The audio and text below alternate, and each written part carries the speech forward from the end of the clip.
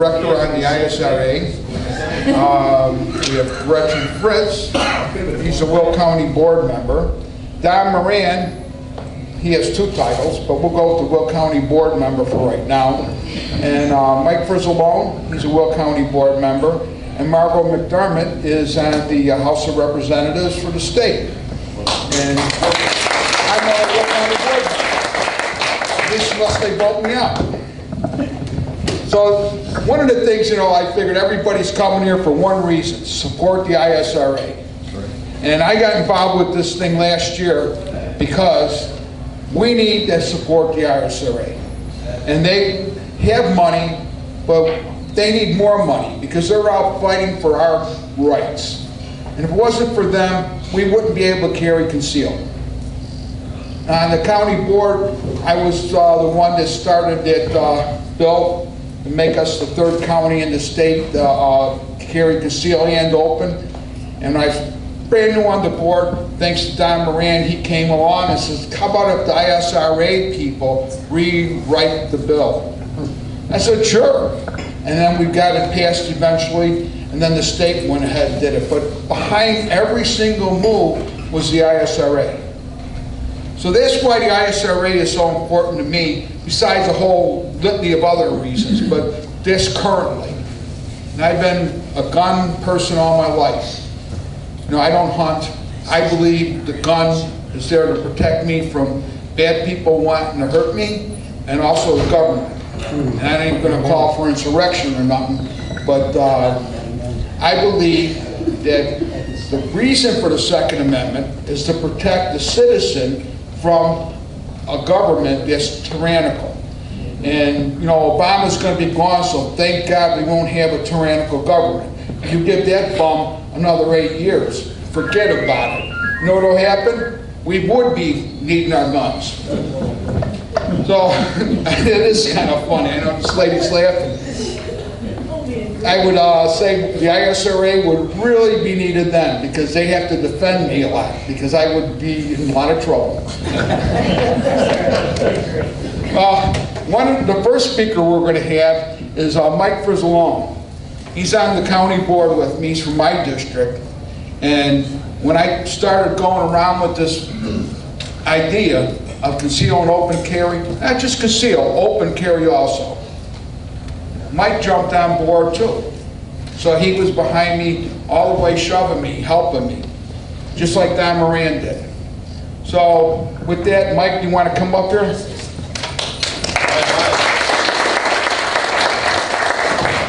And that's a lot to shove too. I'll leave the big speech just for the experts. I just thought I'd say a few things. And one of the things that Steve was mentioning to me the other day is that the Second Amendment, that they actually changed the wording on it. And I said, really? And he says, well, why don't you just print it out? And I did today, and I couldn't believe it. So I'm sure you're all, have known it by heart, the Second Amendment. But this is how they changed it. It says, a well-regulated militia, being necessary to the security of a free state, the right of the people to conceal and bear arms with a FOID card and a CCL, except in buses, trains, parks, hospitals, schools, shall not be infringed. Now we know that's not true, but unfortunately, why is it? Why are we dealing with those kinds of issues when it basically says, keep the right to bear arms? And so, here we are in the state of Illinois. Margot's down there doing the good fight on a lot of issues, including concealed carry, which we're the last state. Unfortunately, Illinois seems to be the last in a lot of things, and we've got to change that. First in corruption. Well, okay, we're first in the corruption. We got that going for us. So we do have to change that. We may have been last to come on to concealed carry, but now we got to jump start that and start moving toward open carry and get some of these restrictions off. Now I know there's a lot of other things going on in Springfield right now, and Margot can speak to that. But it's something that we got to keep the fight going. And Steve mentioned one of the things. What can we do? Steve and I being on the board along with Don and Gretchen. And the first thing was the resolution before the law passed in Illinois. Like Steve said, we were the third county to come on board with a resolution in support of concealed carry. And actually, Margot was on the board at the time, so there's actually 4 votes here. Gretchen just came on recently, so there were 4 votes here that voted for that, to push that issue. We have to keep doing that at the county board level. What does everybody else here have to do? You have to come to events like this and other events that support moving things forward, because if we don't, nothing will happen. I mean, we have 120,000 CCL carriers right now, right? And like all of the people that were detractors said, once those licenses came on board, in Illinois, it's the wild, wild west now, right? No, it isn't. I mean, we're going to continue to get people talking against and telling us all the bad things that happen, but by example, we're showing that there isn't bad things happening. That's why we need to continue pushing to get more people to get their concealed carry license, because there's strength in numbers. You know, when you have 2 million people in New York or 1.4 million in Florida that have it, that's a big movement. And when those people start speaking, it's a little easier for them to get their way. You know, Margot listens to everything that we tell her and fights our case, but we got to get all the other reps down there listening to us as well. So we need to grow that group. So how do we grow that group? What Steve and I did was, as soon as it became legal in Illinois, we started sponsoring classes. Now, we certainly aren't certified to give them, but we started sponsoring and getting the word out. And I think, what, about over 600 people have gone through the classes that we helped sponsor to get them on board. All of you need to talk to all your friends and neighbors and say, hey, we need to get you on board too. Because again, there's strength in numbers. So I think Steve and I are you know, firmly together in fighting the fight. We just need your help. Thanks.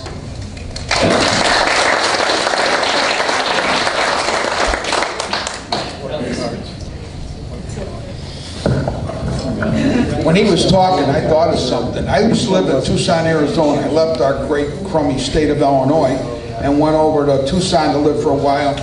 And when I went to the grocery store, I put my .45 in my holster and went out to the grocery store, and I put a machete on the other side. I never got robbed. Can you believe that? And there was all kind of gangbangers all over the place, and all the illegals came over from Mexico in pickup trucks, and I never got robbed. I wonder why. But you know, that brings up a point. Maybe when Doug or Don talk, they can kind of explain it to me, because I don't get it. In Tucson, which is like the Wild West, right? How come we can open carry there? Indiana, that's kind of like it's rural, but ain't like Tucson. They can open carry, and they don't have any restrictions. How come we got such bad restrictions? I can't even carry a gun in the county board where people want to kill me. You know, I'm serious. I told the sheriff, I said, someone is going to want to shoot me because I'm doing a lot of stuff they don't like. And he says, well, when they shoot, they can point their hand like that and they'll miss. So don't worry, they'll get the guy next to you. Hey, wait, that's me. So with that, I'll bring up Doug. All right, Doug.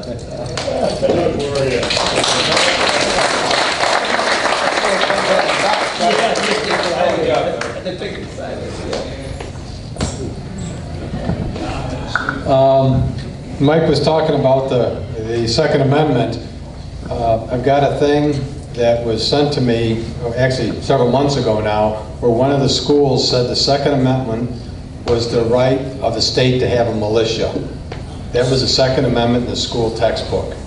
And that is just scary to me. And we need to do a lot of education to get, especially young people, to realize what the Second Amendment is. And look at everybody here now, there's no young people. And we need to teach young people an awful lot and get them out shooting events and things like that.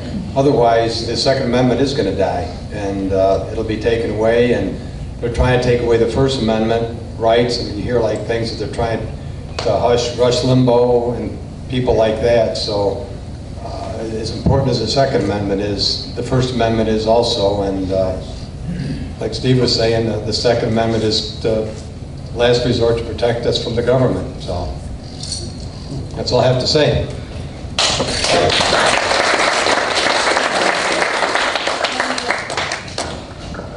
Well, believe it or not, everybody in this room is in the Illinois militia, because in our Constitution it says every citizen of the state of Illinois is in the Illinois militia. And that's right in our Constitution. So when they tell you that you don't have the right to bear arms, they're contradicting themselves already.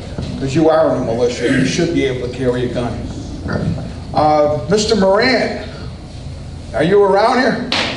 He rewrote when I went there, I think I wrote it on, like the stuff used in school, notebook paper. I wrote this bill out in my own language. Thank God he said, I'll help you. He was a Democrat. He is a Democrat. And he says, I'll help you. And I go, okay, I'm very open to it. So he's the one that got this going here with his rewriting. All right. It was my pleasure, Steve.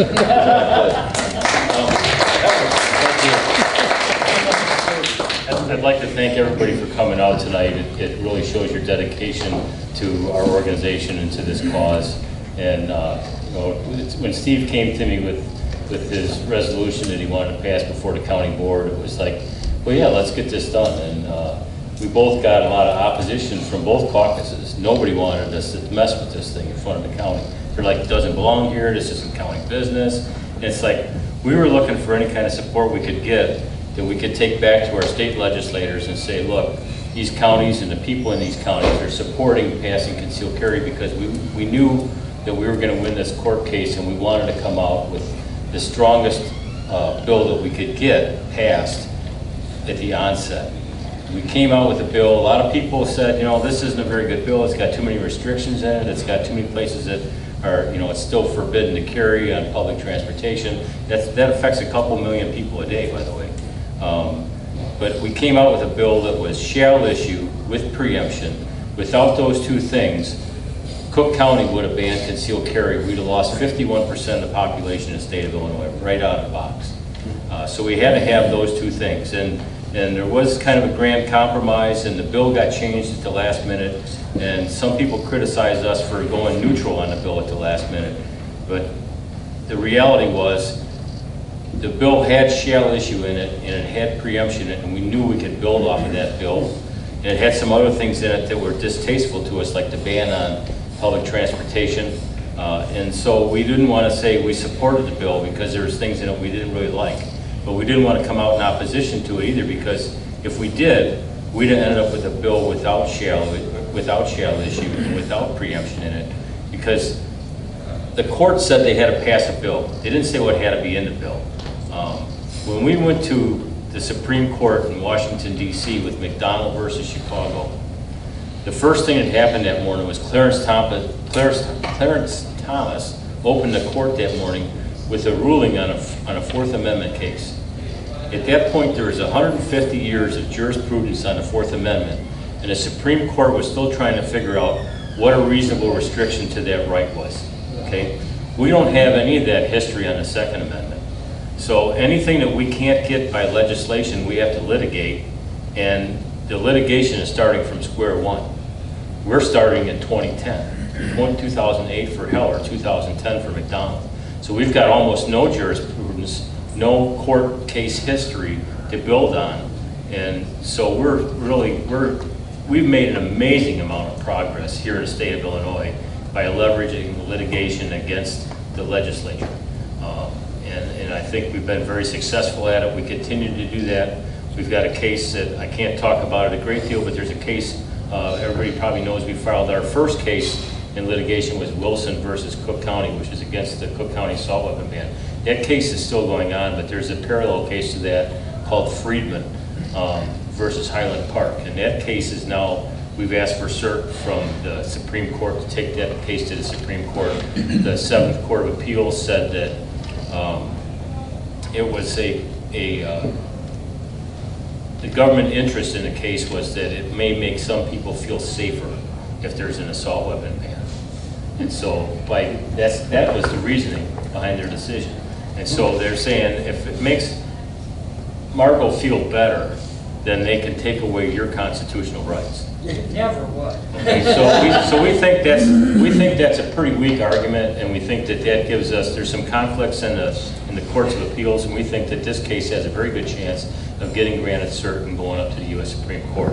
And then we hope we've got enough empirical evidence that we can get this thing won.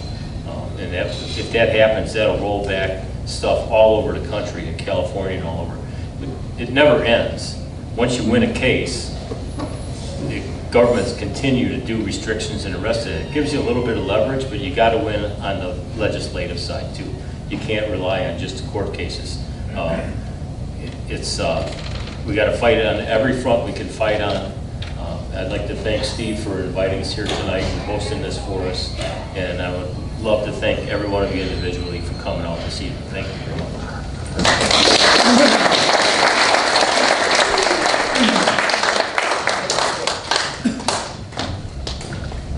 Thanks, Don.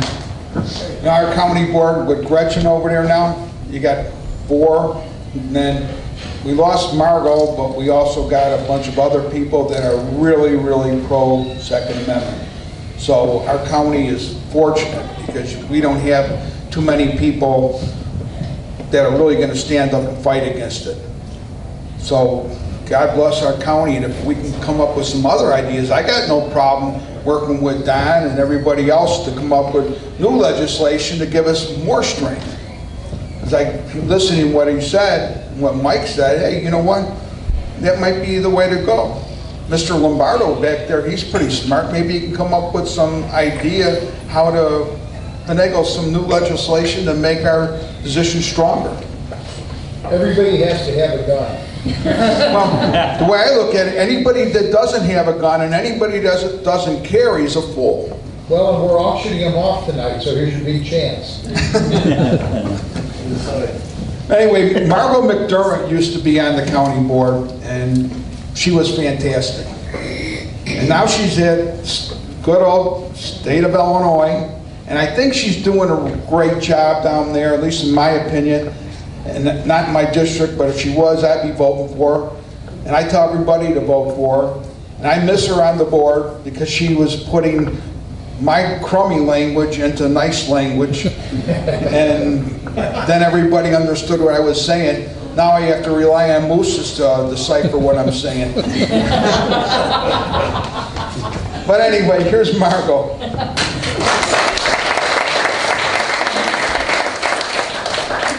Good evening, everybody.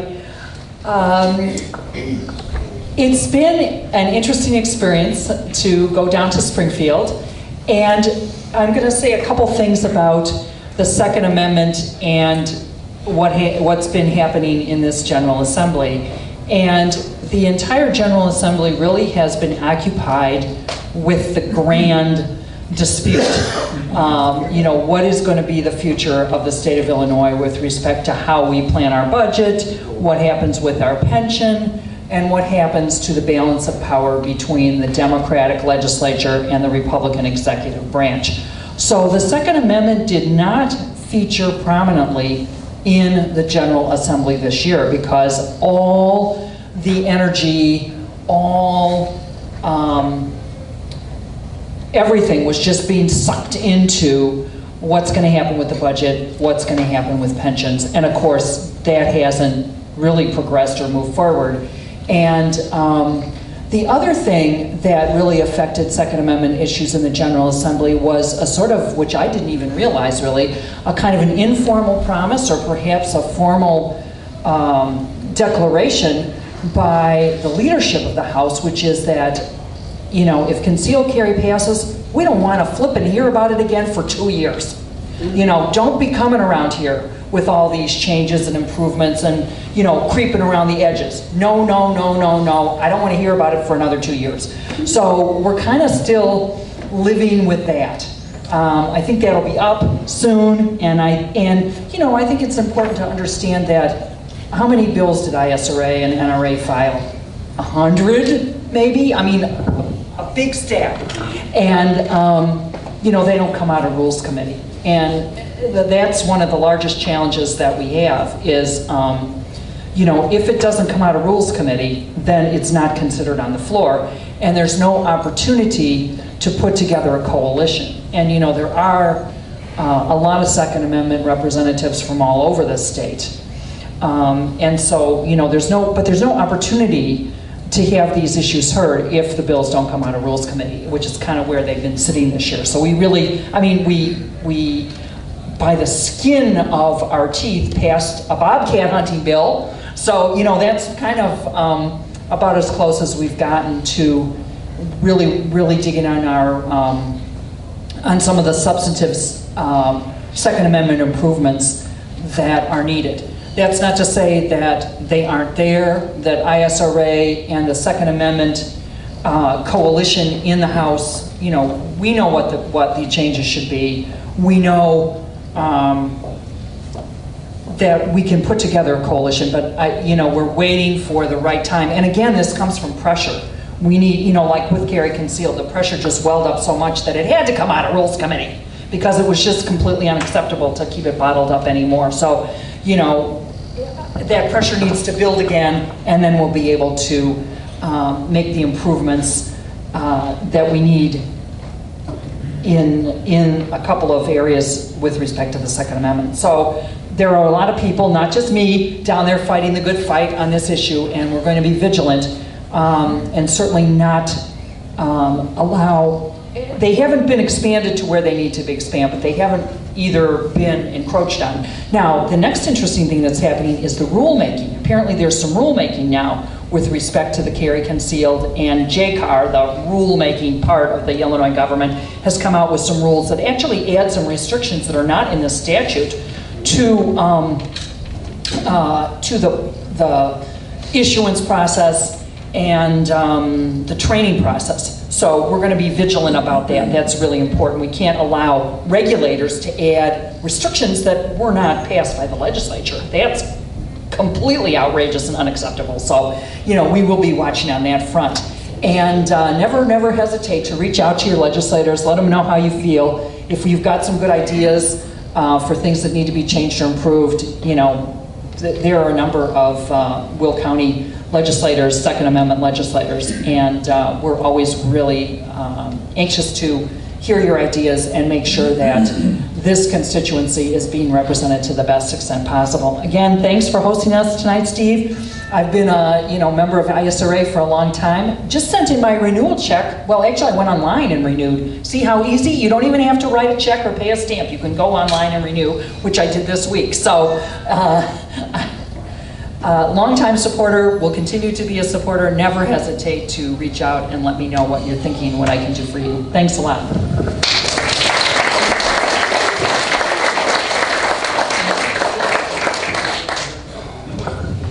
Well, I want to make sure we thank Don. He's the guy from Joliet Country Club, and he gives us a good deal here.